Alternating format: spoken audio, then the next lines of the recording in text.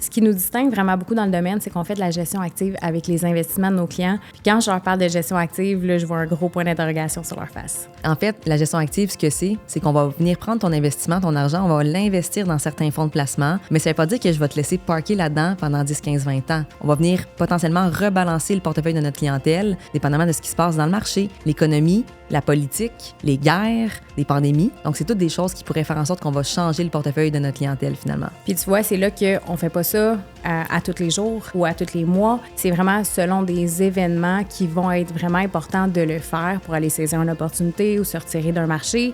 Fait qu'on fait déjà ce premier niveau-là de gestion, de surveillance dans les portefeuilles de nos clients. Et ça, c'est le premier aspect à la gestion active. Puis après ça, il y a un deuxième degré à ça. Bien, c'est parce qu'on choisit des fonds d'investissement qui sont gérés activement aussi par des gestionnaires de portefeuille qui, eux aussi, veillent là-dessus constamment.